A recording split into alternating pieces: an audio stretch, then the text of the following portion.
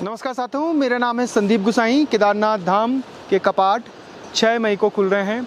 यात्रा की तैयारियां धीरे धीरे अब परवान चढ़ रही हैं।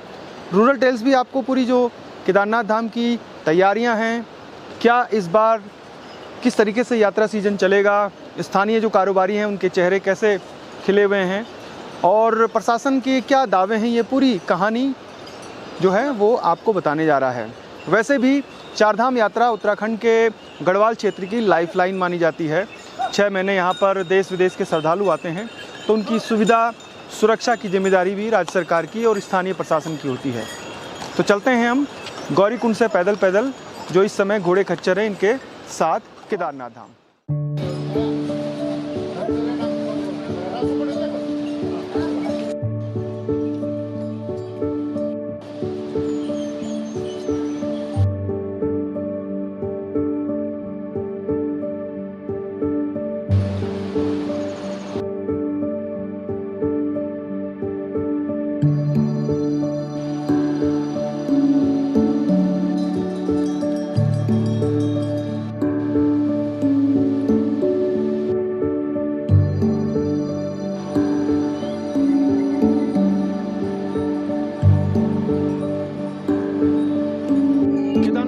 यात्रा की तैयारियां चल रही हैं। ये खच्चरों में सामान जा रहा है। सामान पहुंचाना भी आसान नहीं है। दूध है, चाय पत्ती है, चीनी है, तेल है, राशन है, आटा, दाल, चावल, जो भी सामान है, सीमेंट, सरिया, गद्दे, जो भी ज़रूरत की सामान है वहाँ पे वो जा रहा है। इस बार यात्रा बहुत अच्छी है क्योंकि बुकिंग बहुत ज़्यादा आई हुई हैं, तो जो एक्स्ट्रा गद्दे हैं वो भेजे जा रहे हैं और उम्मीद ये की जा रही है कि इस बार सारे रिकॉर्ड टूटेंगे। जिस तरीके से यात्रा की तैयारियां भी चल रही हैं, प्रशासन, जो सरकार है, सबको मालूम है कि पिछले 2 साल यानी 2020-2021 कोविड-19 की भेंट चढ़ा था। पूरी यात्रा थोड़े समय के लिए खुली थी, लेकिन इस बार उम्मीद है कि पूरी यात्रा जो पहले से फ्लो में चलती आई है वैसे चलेगी। वैसे कपाट उद्घाटन जो समारोह होता है उसमें भीड़ कम होती है, यानी 15 मई के आसपास जो है वो केदारनाथ धाम में यात्राएँ जो हैं वो ज़्यादा भीड़ होती है। लेकिन इस बार कपाट उद्घाटन समारोह से भी जो पहले से ही जो यात्री हैं फुल चल रही हैं बुकिंग, यानी कपाट उद्घाटन समारोह में भी अच्छी खासी भीड़ आएगी। उसके बाद भी अभी हमें 2 कानपुर के लड़के भी मिले, क्योंकि अभी प्रशासन ऊपर जाने नहीं दे रहा है किसी भी यात्रियों को, लेकिन वो सुबह यहाँ से होते हुए। तो आप खुद सोचिए कि अभी कितने दिन बाकी हैं यात्रा कपाट खुलने में, और अभी से लोग किसी भी तरह केदारनाथ धाम में पहुँचना चाहते हैं।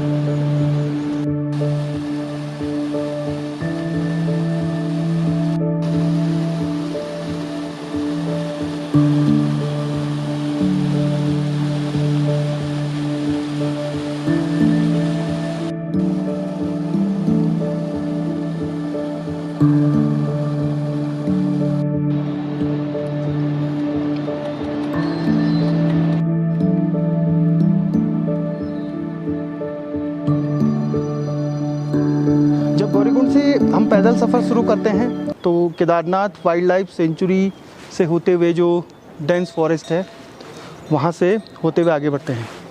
मेरा सुझाव है कि अगर आप गौरीकुंड से यात्रा सफ़र शुरू कर रहे हैं तो आप अर्ली मॉर्निंग, चाहे आप गौरीकुंड में रुके हैं, सोनप्रयाग में रुके हैं, गुप्तकाशी, अर्ली मॉर्निंग 3 बजे आपको जग जाना चाहिए। 3, 4, 5 बजे तक आप गौरीकुंड फाटा पहुंच जाएं, 6 बजे तक जो सोनप्रयाग है गौरीकुंड।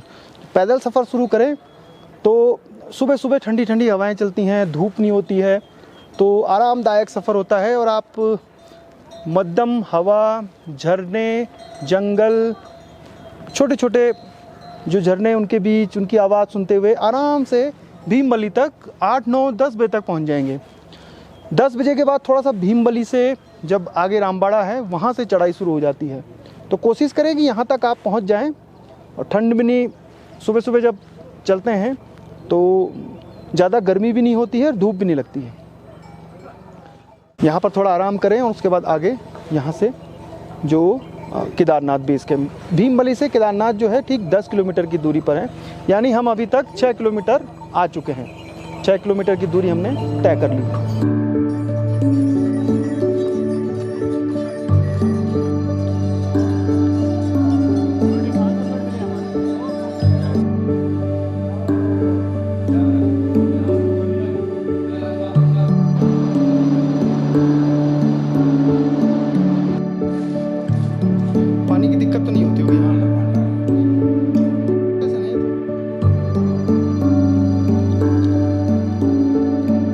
जब 2013 में केदारनाथ धाम में आपदा आई तो पूरा रामबाड़ा तबाह हो गया था, कोई भी निशान वहाँ पर नहीं है। और उसकी जगह पर अब ये भीमबली जो है वो एक छोटा सा मार्केट कह लीजिए, यानी यहाँ पर रहने की व्यवस्था है। रहने की यहाँ पर करीब 70 लोगों की GMBN ने व्यवस्था की गई है। कॉटेज हैं, टेंट भी यहाँ पर लगेंगे और खाने पीने की यहाँ पर व्यवस्था है। तो जो लोग वहाँ से चलते हैं गौरीकुंड से ठीक 6 किलोमीटर पर, यहाँ पर वो नाश्ता करते हैं, थोड़ा रिफ्रेशमेंट लेते हैं और यहाँ से आगे बढ़ते हैं। चाय लगभग इस महीने 30 रुपये की होगी और जो नाश्ता यहाँ पर GMBN दे रहा है 100 रुपये प्लेट। सिलेंडर यहाँ तक इस जगह पर 2800 का पहुँच रहा है और अभी जैसे जैसे यात्रा बढ़ेगी हो सकता है इस बार और महंगा हो। यानी इस बार चार धाम यात्रा, खासतौर पे केदारनाथ धाम की यात्रा थोड़ी नहीं ज़्यादा महंगी होने जा रही है। भीड़ भी होगी और जहाँ क्राउड होता है वहाँ इस जगह पर केदारनाथ की पूरी यात्रा में अपने आप ही महंगाई बढ़ जाती है।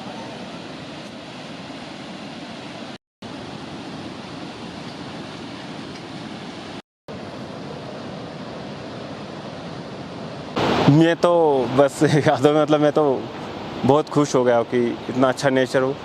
और सबसे अच्छी बात यह है कि मैं बस अकेला चल पड़ा हूँ इस रास्ते पे, तो वो एक बहुत अच्छी चीज़ हुई कि सोलो का भी अलग ही मज़ा है। मतलब थोड़ा सा डर, थोड़ा सा ख्वाब, थोड़ा सा नेचर, थोड़ा मतलब सब एक्सपीरियंस आ गया इस और एक ही इसमें। केदारनाथ की यात्रा इस बार सारे रिकॉर्ड तोड़ देगी। वो आपको भी अंदाज़ा लग गया होगा कि अभी कपाट खुले नहीं हैं, अभी करीब 14 दिन बाकी हैं और अभी से महाराष्ट्र हो, उत्तर प्रदेश हो, दिल्ली हो, राजस्थान हो या फिर हरियाणा, इन तमाम राज्यों से चोरी छुपे, क्योंकि पुलिस नीचे जो गौरीकुंड है वहाँ पर बैरिकेड लगा के उन लोगों को नहीं जाने दे रही है जो काम नहीं कर रहे, यानी जो वर्कर हैं वो केवल उन्हीं को जाने दे रही है। फिर भी भीड़ कितनी है आप खुद अंदाज़ा लगा दीजिए कि कितनी ज़्यादा भीड़ इस बार श्रद्धालुओं की केदारनाथ धाम आने वाली है।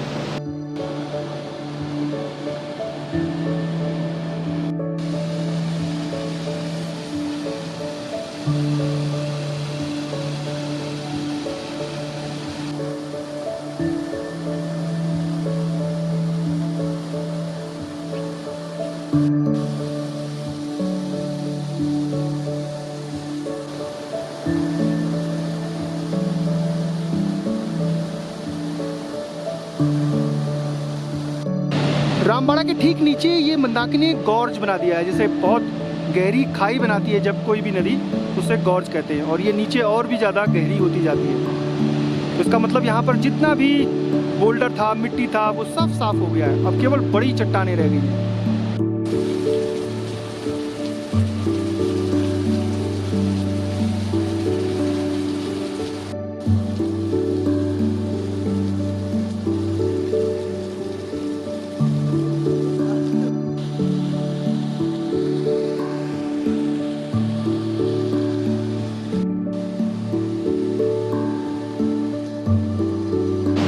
जिस जगह पर मैं खड़ा हूँ ये रामबाड़ा था, जो इतिहास के पन्नों में खो गया है, दफन हो गया है। 2013 की आपदा में अगर किसी एक कस्बे का जो यात्रा पड़ाव था ये नामो निशान मिटा तो वो रामबाड़ा था।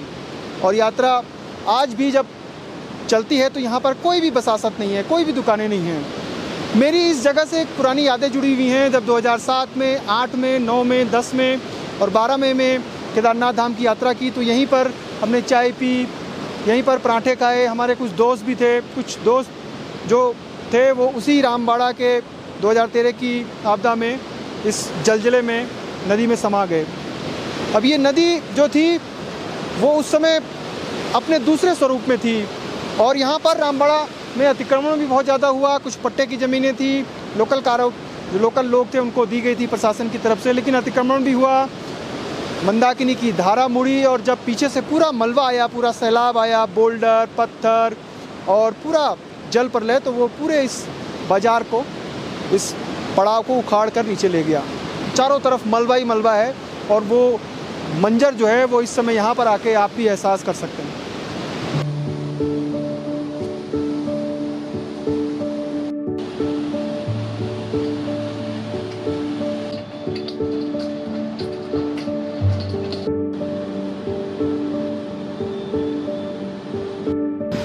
केदारनाथ धाम के कपाट जब खुलते हैं तो बड़ी संख्या में जो युवा हैं, केवल रुद्रप्रयाग, चमोली और टिहरी के नहीं बल्कि यूपी से भी लोग आते हैं और बिहार के भी लोग, मैंने देखा कई लोग जो हैं यहाँ काम कर रहे हैं। स्थानीय जो लोग हैं, जब यात्रा पहले चलती थी 2013 से पहले, तो उनको अलॉट किया जाता था प्रशासन द्वारा कि आप यहाँ पर जो खाने पीने की दुकानें हैं, जो आप अक्सर जो पूरे रास्ते में आप देखते होंगे, कच्चा निर्माण किया जाता है, टेंट लगाया जाता है या फिर प्लास्टिक। अब कुछ लोग हैं, इनके सामने नई समस्या खड़ी हो गई कि फॉरेस्ट इनको मना कर रहा है। क्या समस्या है सर? सर फॉरेस्ट वाले मना कर रहे हैं, कह रहे हैं कि हमारी ज़मीन है ये, हमें रामबाड़ा वाले हम आपदा पीड़ित हैं, हमारी पहली दुकान रामबाड़ा में थी, जब उन्होंने हमें ये आश्वासन दिया कि अभी आपको ये दुकानें दी जाएंगी, ये चबूतरे बन के 1 नंबर 2 नंबर सबको दे रखे हैं। यहाँ पे 46 लोग हैं जिनकी दुकानें रामबाड़ा में थी। तो वो भीमबली से लेके और केदारनाथ वाले जो पैदल मार्ग है, नया मार्ग, जी वहाँ पर है। यहाँ पर जी, यहाँ से शुरू है सर और ऊपर छानी कैंप तक। छानी कैंप तक जी। तो ये दिक्कतें हैं, और अगर जिला प्रशासन बैठे फॉरेस्ट डिपार्टमेंट के साथ, तो ऐसे 46 लोग जो हैं, इनकी समस्या का हल निकल सकता है। क्योंकि सीजनल काम होता है, अभी पीक सीज़न अब शुरू होगा, तो 1 महीने 15 मई से लेकर 15 जून तक इस बार यात्रा अच्छी है, तो थोड़ा अच्छा कारोबार इन तमाम लोगों का होगा। क्योंकि 2 साल से तो तमाम जो लोग हैं वो कोविड के कारण जो दिक्कतें हैं झेल रहे हैं।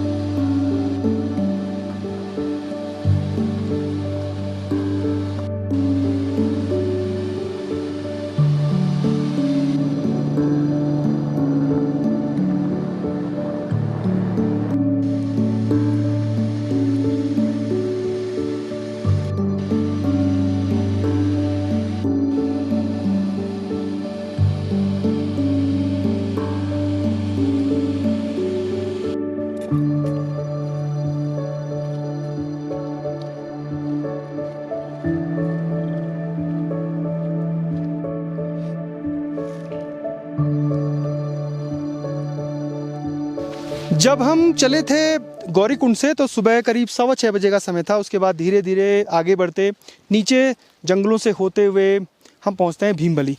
भीमबली में जीएमबीएन ने एक छोटा सा जो एक एकोमोडेशन का सेंटर बनाया। यानी पहले रामबाड़ा था जहाँ पर व्यापारिक गतिविधियाँ थी, वहाँ पर खाने पीने का सामान था, तो वो जगह भीमबली ने ले ली है, जो गौरीकुंड से ठीक 6 किलोमीटर की दूरी पर है। और उससे थोड़ा सा आगे है करीब 1 किलोमीटर रामबाड़ा। तो कुछ लोग रामबाड़ा से होते हुए फिर लिंचोली, जो छोटी लिंचोली है, वहाँ की तरफ बढ़ते हैं। जो भीमबली है, भीमबली से फिर ठीक दूसरा जो बड़ा पड़ाव आता है वो आता है बड़ी लिंचोली, जहाँ पर जीएमबीएन का गेस्ट हाउस है, खाने की व्यवस्थाएं हैं। यूँ तो खाने की सभी जगह व्यवस्थाएं होती हैं, लेकिन कुछ जगह व्यवस्थाएं ज़्यादा हैं। मौसम सुबह साफ़ था, उसके बाद जैसे जैसे हम आगे बढ़े तो हल्की सी बारिश हुई, बादल आए, और जैसे ही और आगे बढ़ते हैं तो फिर बर्फ़ के कण हमें मिल जाते हैं।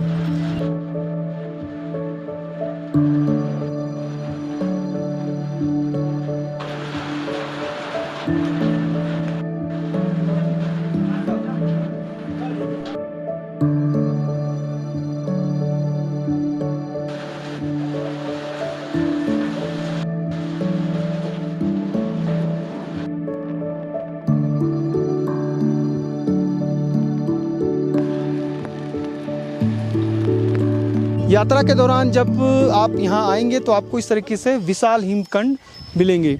ये ग्लेशियर नहीं है, बल्कि जब ऊपरी इलाकों में बहुत ज़्यादा बर्फ़ पड़ती है तो ये फिसल कर एवलॉन्च की तरह नीचे आते हैं बड़ी मात्रा में और एक जगह ठहर जाते हैं। तो ये वही विशालकाय हिमखंड हैं।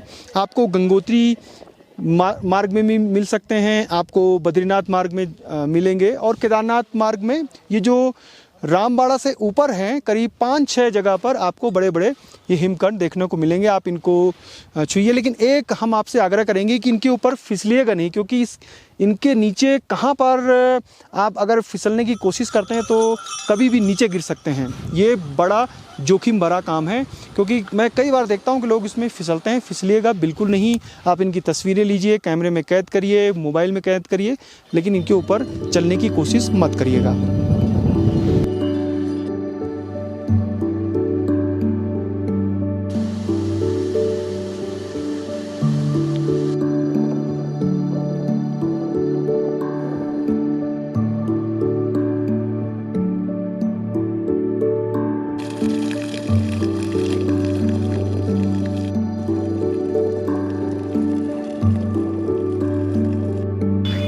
केदारनाथ में श्रद्धालुओं के सुविधाओं के लिए तो काम हो रहा है, केदारनाथ का विकास हो रहा है, लेकिन जो एक चीज़ नहीं हो रही है पिछले 6-7 सालों में वो है केदारनाथ का संरक्षण। प्लास्टिक इतनी बड़ी मात्रा में केदारनाथ में पहुंच चुका है। मैगी के रैपर, बिस्लरी की बोतलें, जो बिस्किट हैं, नमकीन हैं, यहाँ तक कि शराब की बोतलें भी आप कहीं भी जाएंगे इधर उधर आपको बिखरी मिलेंगी। जब आप फूलों की घाटी और हेमकुंड साहिब की यात्रा करते हैं तो वहाँ पर EDC है, उसका मतलब है इको डेवलपमेंट कमेटी। तो वो भिंडार के लोगों ने, उस गांव के लोगों ने कमेटी बनाई, उसको सरकार ने आधिकारिक पावर दी, और वो जो कमेटी है वो जितना भी कचरा होता है यहाँ से उस जगह से वो लेके जाती है। यहाँ हम जब भी आते हैं कचरा बिखरा ही पड़ा रहता है। जिम्मेदारी किसकी है? जिला प्रशासन की है, जो जिला पंचायत है उसकी है, और नगर पंचायत की है। लेकिन हमने नहीं देखा कभी भी कि कोई ड्राइव यहाँ पर, चाहे कपाट खुलने से पहले चलाया गया हो, कपाट बंद होने के बाद चलाया गया हो। केदारनाथ धाम पर पता नहीं कितने एजेंसियां हैं, कितनी दुकानें हैं, दिल्ली से लेकर केदारनाथ तक जो इस पर कारोबार करती हैं, उनके सामान यहाँ बिकते हैं, लेकिन बहुत कम लोग हैं जो शायद इसके संरक्षण की बात कर रहे हैं। अगर यहाँ से प्लास्टिक नहीं हटाया गया तो यहाँ की इकोलॉजी के लिए एक बहुत बड़ा खतरा होगा। वैज्ञानिकों को, पर्यावरणविदों को और स्थानीय लोगों को, खास तौर पे जो केदारनाथ की आजीविका से जुड़े हैं, उन्हें सोचना ज़रूर होगा। हम केदारनाथ क्यों आते हैं? क्योंकि हमें आत्मिक शांति मिलती है, हमें आध्यात्मिक शक्ति मिलती है, एक अलग ही ऊर्जा है। ये स्थान है बाबा भोलेनाथ का। केदार मतलब होता ही दलदल है, और इस दलदल को, इस हरी भरी भूमि को, क्योंकि यहाँ घास हैं, जड़ी बूटियाँ हैं, हमने क्या बना दिया है? प्लास्टिक, अलग अलग जो प्लास्टिक की चीज़ें हैं, रैपर हैं, उनका एक तरीके से यहाँ पर इन हरी भरी वादियों में, अभी आपको ये थोड़े दिख रहे होंगे, लेकिन धीरे धीरे एक वक्त ऐसा भी आएगा कि चारों तरफ प्लास्टिक ही प्लास्टिक रहेगा, और उसकी जिम्मेदारी संदीप गुसाई की होगी। उसकी जिम्मेदारी जो यहाँ के लोग हैं, प्रशासन है, जो श्रद्धालु हैं, उन सब की होगी। यानी सबकी जिम्मेदारी है कि हम केदारनाथ में इतना जो प्लास्टिक का कचरा है वो फैला रहे हैं। जितनी बड़ी संख्या में श्रद्धालु आ रहे हैं उतनी ज़्यादा विकट परिस्थितियां केदारनाथ में होंगी। तो आपसे विनम्र निवेदन है हाथ जोड़कर कि कृपया, क्योंकि इस तरह के स्लोगन आपको बहुत दिखते हैं, आप पढ़ते हैं और आगे निकल जाते हैं, कृपया करके बोतल अपने साथ लाइए। प्लास्टिक रैपर, अगर आप कुछ भी खा रहे हैं, आप मना नहीं कर रहे हैं, आप प्लास्टिक के जो सामान है, बिस्किट है, नमकीन है, वो खाइए, लेकिन अपने बैग में रख दीजिए। हमारे पास कुछ रैपर हैं, वो हम नीचे लेके जा रहे हैं। और आप भी जब यहाँ पर आप आते हैं, कोई अगर प्लास्टिक की बोतल फेंकता है, रैपर फेंकता है, तो आप उसको ज़रूर टोकिए, क्योंकि ये हिमालय के लोगों की रहने के लिए नहीं है, बल्कि आपके लिए है। हिमालय में अगर कुछ भी चेंज होते हैं तो उसका प्रभाव पूरी भारत और पूरे एशिया पर भी पड़ता है।